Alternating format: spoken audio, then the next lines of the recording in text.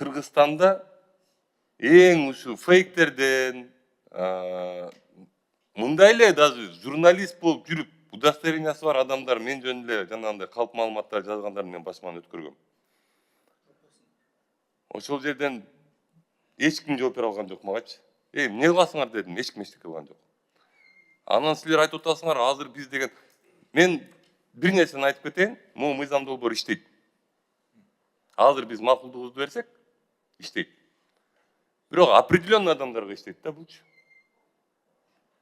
Ошол силерди иштете алган турган адамдарга иштейт да. А тилекке каршы жөнөкөй жарандарга иштебей калат бул. Мен макулмун силер менен. Социальный тармактарда негизинен эле контролдош керек. Анткени бизде баягы мыйзамдуулук деген жоголуп кеткен, контроль деген нерсе жоголуп кеткен. Бирок контролдой албай атпайсыңарбы? Кеп ошондо атат да, силер бүгүнкүгө чейин контролдогондо, могу мыйзам долбоор даже алып келбей эле койсоңор болот болчу. Бунун баары жазылган итак эле. Итак эле бар нерсе булчу. Газеталарга жазып чыкты менчи. 15 квартирасы бар экен, 65 үй неме машинасы бар экен деп газеталарга жазып чыкты. Ошол адамды өзүм табып, өзүм сүйлөштүм ошол адам мененчи. Бирөөңөр даже мындай бир нерсе кыймыл аракет кылып көргөн жоксуңар. Мен ал кезде жогорку кеңештин депутаты болчумун. Силер жөнөкөй жарандарга каяктан неме көрсөткөн атасыңар, анда көмөк көрсөткөн атасыңар. Эгер силер жогорку кеңештин депутатынын мыйзамын, эл өкүлүнүн мыйзамын коргоп албай аткандан, каяктагы биз жөнөкөй адамдарды айтасыз, соц тармактардагычы. Конкретно туура кылып атасыңар, могу мыйзам тура алып келип атасыңар.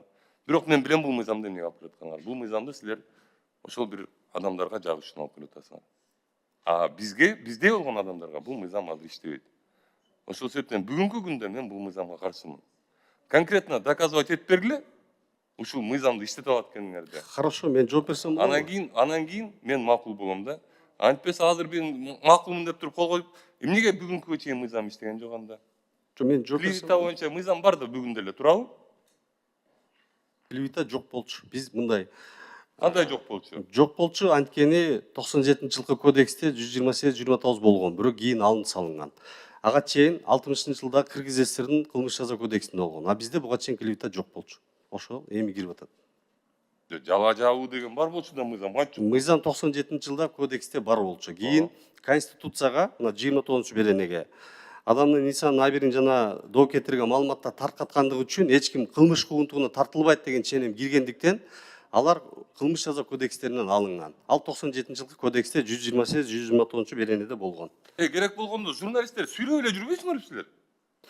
Алардын беренелери башка. Анан Жок, ошол беренени айтып атам мен. Ошо журналисттер сүйрөп эле алып келип туруп эле тиги суракка алып кирип кетип атпайсыңарбы?